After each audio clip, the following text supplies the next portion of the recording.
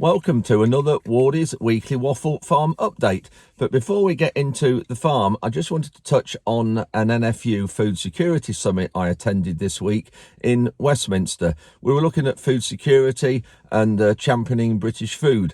And we went through all the industries in our sector, but I just wanted to show you this 1-minute clip regarding the pig industry. There's some quite harrowing information here. The primary producer has suffered the most. Why? Because since August this year, every week, processors have been unable to take the number of pigs that they had contracted farmers to grow, sometimes by up to 25%, which has led to a rapidly growing backlog of pigs on farms. Contingency plans ran out within several weeks, and farmers had to look after their pigs for far longer than they normally would. Feed costs have doubled in the last year, so they've been losing around £35 a pig over the last year.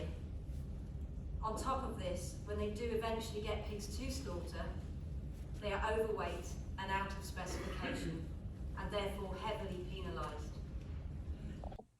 Yeah, I just thought some of you who didn't realise the crisis we have in the pig industry would be really interested to see that. And all this is down to is the labour shortages in the slaughterhouses. And really, it's quite alarming to think that we're wasting food and burning food that is perfectly fit for human consumption when we've got countries the other side of the world, and indeed people in our country here in England and Great Britain that are sort of starving. It really is sad. Anyway, one of the other person talking was the Secretary of State, George Eustice, and he was also looking at championing British food. And we've got a 30-second clip here from what George Eustice was saying. There are events, and we have seen one in the last 2 years through the pandemic. There was a genuine concern at one point that the world would turn in on itself, and that there could be export bans, and there were some real tensions in the international food supply. So domestic production really does matter. There are countries in the world, city-states and so on, who import most or all of their food. They have higher prices and less choice, and so that is simply not a model that we want to follow. So there we have it. The government do believe that farming and food production in the UK is important, but they have a funny way of showing it sometimes, and especially with some of the trade deals that's going on at the moment.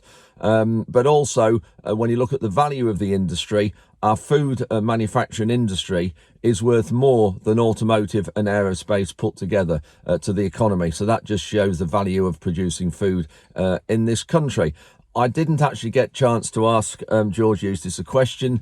I wanted to ask him about food labelling and country of origin, because I think we have a huge problem in this country looking at how our food is labelled. Because on a supermarket shelf at the minute, you'll have packages on there that's got a Union Jack on the top of a packet or a bag, and all that's happened to that product is it's foreign, it's been shipped over to this country, and it's been put in a packet in here in the UK. And that clearly isn't right to say that bag has a Union Jack on it. And I know the Trade and Agricultural Commission, the TAC, have been tasked with looking at this, but it just seems to be a long while coming. Anyway, on to the farm and our farm updates. We take a detailed look at our British Sugar account and how we get paid for sugar. I've had quite a few of you say they'd like to see that, so we look at that in great detail and look at finances of the whole crop.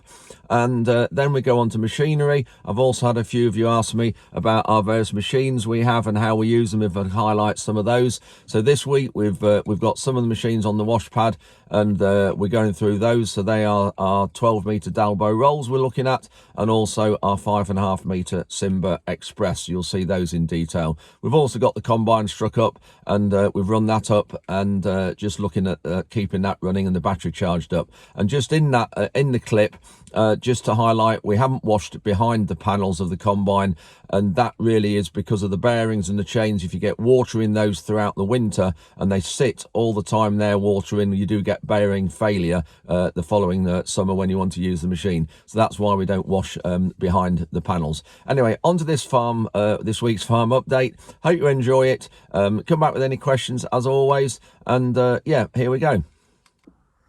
I've had a few people inquire about our sugar beet contract and how it works and price for sugar and all the details involved. So I thought it'd be useful just to go through it in detail. So I'll turn the camera around and we'll look at the computer screen.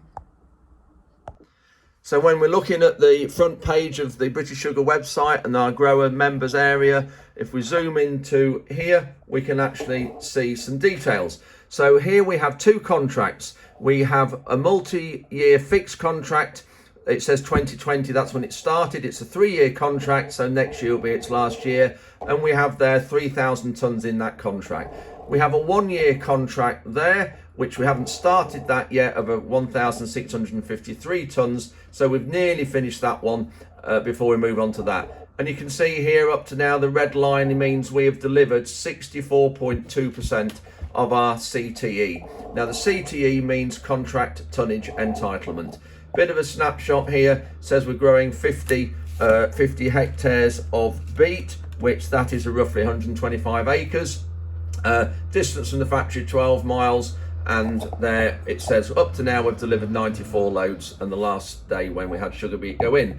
Interesting, down here it says our sugar content at the minute we're looking at 18.34% for us, whereas the factory average of all the growers is 17.36. So this is really good for us because we get paid on sugar, and the higher the sugar, the better for us and the more financially beneficial it is. So that's really good, and we are always above the factory average, which I'm not quite sure why, but our sugars are always higher than the average. And here is another really interesting statistic. Here is our dirt tares. So this is saying, this is us. So it's saying that 3.3% of the tons of sugar beet that we've delivered into the factory is soil, which again is a very low figure. In a wet year, that will be often 6, 8, 10%. And if you get clods in the lorry, it could be up to 25%. The factory average is 4.4%. So again, we get financially penalised if we take soil in. So the lower the figure here, the better for us. So this is really good having these figures. Thanks to Kev Taylor from Lincolnshire Police from this drone footage you're seeing at the minute. Kev's one of the chief pilots of the Lincolnshire Police drone unit, and they use our farm for training sometimes. And Kev took these probably a month or 6 weeks ago when he was training some new pilots. So thanks, Kev.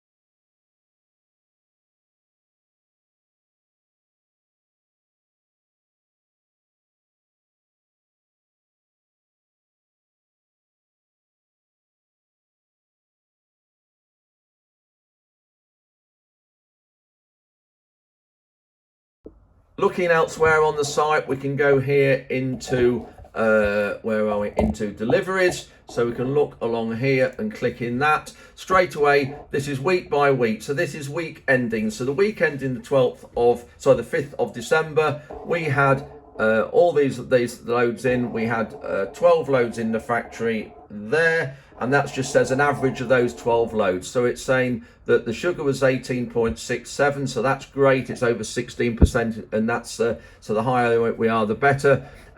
We have got here, this is interesting, I'll explain this. So of those 12 loads, it totals 336 tonnes of clean beet. But because the sugar is over 16%, it actually means that we are getting paid for 392 tonnes. So altogether here, we have nearly 60 tonnes of sugar beet that we're getting paid for, but we haven't got a haulage cost because it means that it's already allowed for in the tonnage of sugar beet that's been delivered. So really it's free haulage here. So the higher the sugar, the better. So we get paid on 16% sugar. So here we have the average of these loads is 18.67. So there we've got 2.67% of sugar goes towards another ton of sugar beet. So if you're paid on 16% sugar, divide 16 by 2.67, and it means that we only need 5.99 tons of that sugar content to make one more ton of sugar that we don't have to pay haulage on. So it's really good for us. So this gives us a snapshot of all the weeks we've delivered sugar beet into the factory. If we then go further up onto the tab here, we've got a delivery totals tab. That gives us there, looks at the total of the same weeks here, but it compares it to the factory. So straight away we can see on the 5th of week ending 5th of December compared to the factory average here, when we look at sugars, so with the top line here of 18.67, and it's the second one here of 17.83. So that shows we're better than the factory average, which is great. And the other good thing is dirt tears, which are there with 3%, and the factory is 4.8. So this is really good. And this just shows here actually that on this week ending 5th of December, the factory had over 2,000 lorry loads of sugar beet into the factory. Just showing you here, amino nitrogens, we need this figure low because it means the nitrogen is being more efficient at growing the crop, and it's easier to extract the sugar if these figures are low. This potash figure here needs to be high because it means the available potash to grow in the crop, and the sugar beet likes potash, so we put plenty of that on, and also Na, sodium or salt, we use that as well. So just going back here now, up the top we can go to allocate fields. This has been set up, this is individual loads, and we allocate those to a field here. So if we go on the field report, we've got 2 fields we've completely lifted here. First one we lifted in September, and it's 88.7 tonnes per hectare, and that is adjusted, which means it's adjusted to include the sugar that's over 16%. Average sugar content of that field was 17.95, which is really good. So that for September and early lifted sugar beet. We will lose a little bit of yield lifting early, but we have to balance that with being able to get the following winter wheat planted and established. And the second field we harvested, which we only finished 2 or 3 weeks ago, fantastic yield here of 102.7 tonnes per hectare, and that is our best yield we've ever had. And in old money, that's over 40 tonnes per acre, about 41 tonnes per acre. So really good there, and our sugars are even higher than they were earlier. So really pleasing with these, looking at these figures we've got here. So that's a field report. Now just to go on to our financial report across to the left, wait for this to load, click along here to Beet Weekly, and this is our invoice that British Sugar are going to pay us on. And straight away there we've got this one load at the top of the screen here. It says dirt tear 3.8%, and we've got amino nitrogens, which is, remember, we need that figure low, and this is the sugar content. Tons of adjusted, so remember we're taking about 28.7 tonnes of dirty beet in, take the soil off, add the sugar on, and it takes that to 31.5 tonnes. This is the accumulated tonnes, so each load's added onto this line. So at the minute we've delivered 2,988 tonnes of sugar. And this is the value of each load. Haulage allowance, British Sugar pay us for haulage, but then we have to pay our hauler a little bit more than British Sugar give us for haulage. And these are levies that come off the crop, and these are levies to the NFU for helping us with contracts, and this is another levy in research and development. And then we're looking along here, total for this load. Going down to the bottom of the sheet, it says here we'll get paid. Let me just zoom that, sorry, let me just lift that back up there. This invoice is £9,611, and it's due in our bank account on the 28th of December, and this is the total value of we've had beet up to now to our crop, which is £63,000. Now this is interesting, only 22% of our loads are sampled. Because of the size of our contract, they don't sample every load, they randomly sample them, and we don't know which they are, so some loads will get sampled and some they won't, and then they'll average that out over the loads. So it varies, but interesting stats here. There we are, £4.20 transport rate, but we pay more than that to our hauler, and this says we're 12 miles from the factory. So there we go, bit of a snapshot of our sugar beet crop and what we get paid. Any questions, please come back to me. We're just striking up the combine and running it up, making sure the battery's okay. We always just run it up in the winter, set everything running, leave it running for a short time to lubricate the bearings and the chains, and also it keeps the vermin out as well.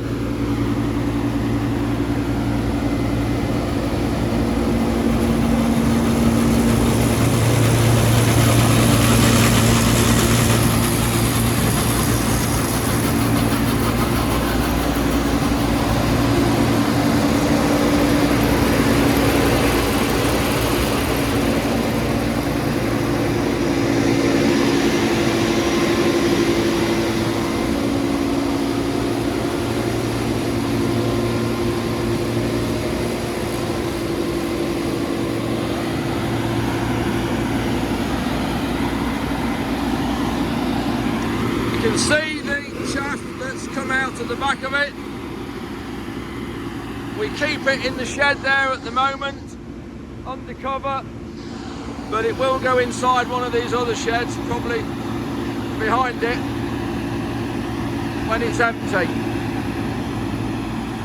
We haven't washed the combine. All we've done with it is blown it down. We've just washed the panels on the outside, but we haven't washed anything under the panels. We've just blown it all down with the compressor. Just having a walk around one or two wheat fields this morning. It's a lovely, crisp, misty morning. Sun's out, it's about 4 degrees. And I'm just looking at one of the wheat fields we planted after the long-term grass. If you remember a few weeks ago when I posted the last video, it was struggling to show any decent emergence, but thankfully now it's looking a lot better. You can see there's a lot more plants showing. Yes, it's still a bit thinner than some of the other crops, but a lot better than it was.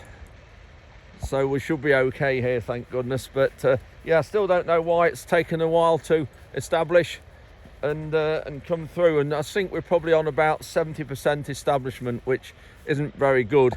But it's a good job I put on 450 seeds a square metre here. But yeah, pleased how this has improved.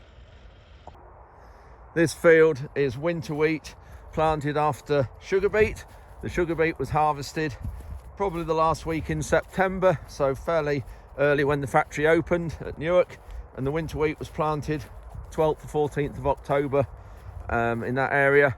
But quite often the crops don't look as well as this after sugar beet because it's can be wet and the soil's not in better conditions. But pleasing to see crops looking like this after sugar beet. It's a variety called Shabras, so a feed wheat, and from memory it was planted around about 400 seeds a square metre, and that equates to probably 180 kilograms a hectare. But yeah, pleased with this. And the early morning mist just hanging over the field.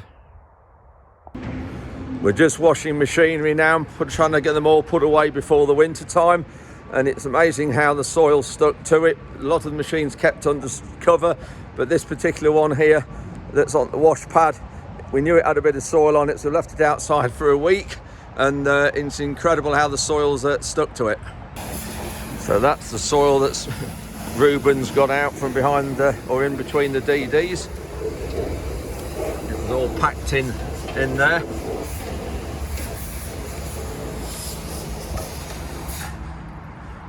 And this machine we've only bought a year ago, but it is probably 10 years old.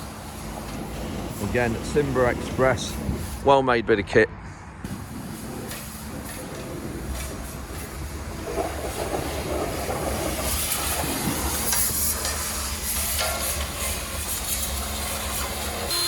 So this battery operated greaser is good. It's not ours, it belongs to Tom. Is that right, Ruben? Yeah. And we're using the red grease here in these cartridges. About 15p a cartridge dearer, but it's better for some of the bearings and things, so we use it all round rather than the standard dark grease. We've just washed and greased these rolls. Now Ruben's going to fold them up. Really cracking set. We've had them probably 8 or 9 years, I think now, but because they're kept under cover and looked after, they don't look that age. 12.3 meters wide. So this is how they go from field width to transporting down the road. That folds in on the end and pivots there. And it slides on that little channel in there. The other side's done the same. You can see there it's folded in, and the wings come forward.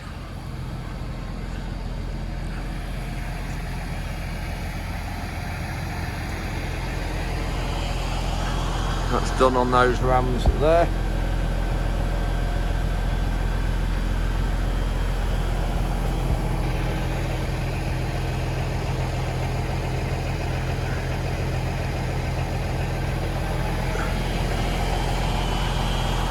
And it just goes onto that stop.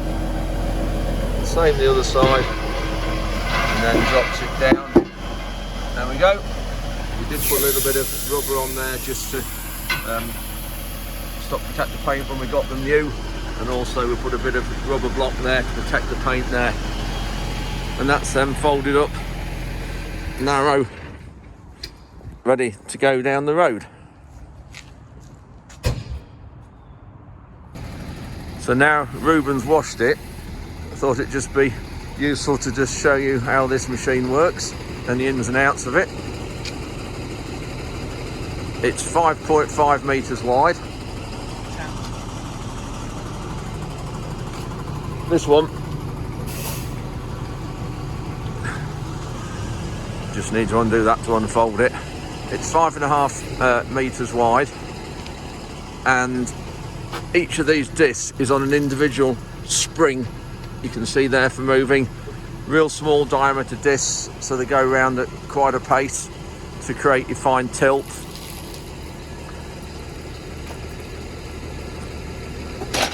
So that's it already in work position. So we've got 2 lines of discs going round, all individual leaf springs, and we can alter the angle of these discs on these handles. So if we just undo that pin like that and turn that, you can see on there we've got some marks on the frame there. That moves, you see there, and that changes the angle of the disc like that. And you put more angle on, it moves more soil and cuts in more, and you back it off and take less angle and it goes shallower and moves less soil. And we've got one of these for each row of disc, one of these handles. We've got another one there for the back line of disc. Then you've got a row of DD rings, and these will consolidate into this depth. They're all connected about, what have you, 1, 2, 3, 4, 6 connected like that, so each one helps the other one drive. You've seen before we've altered these scrapers, I showed you a minute ago, and we've also got provisions here. It's a bit low, we've got to work out how to do this yet, to put a drawbar on the back here to put some rolls on the back, not the rolls, not our 12 metre rolls, but a smaller set we've got. So yeah, that's it. So quite a good machine, quite heavy, but it does chop up rubbish really well. And the other thing alteration we've done is you can alter the angle of the front disc, front and back. You can put more depth on the front disc there than the back, simply by that ram. We can take those shims out here like that, and we could actually shorten that if the hydraulic pipes, is it coupled in? That one.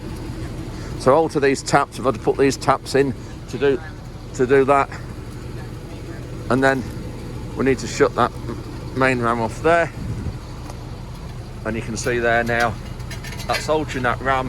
And if you look at that, will it go up? That's it, and that alters lifting it up. And so all you do is then you put these shims in,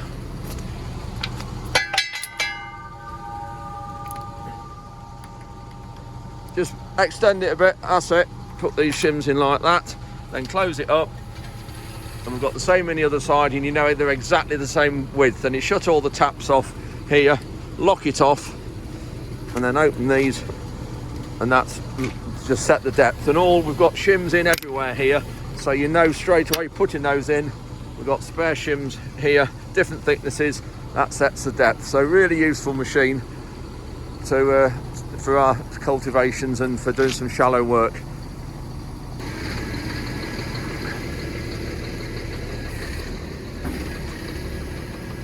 Years ago when I started farming, lots of hydraulics, you didn't have them, and you had to have a wind handle with wires and cables on. I know you wouldn't have wound anything up as heavy as this, but hydraulics are just incredible. All comes from the tractor and through the pipes, fantastic. So that's it folded up, then we just put a strap across the middle there just to secure it. So we just put this strap on to keep the wings tucked in for storage, but also every time we go down the road we put this on. just stops the wings dropping on a car and having an accident on the road.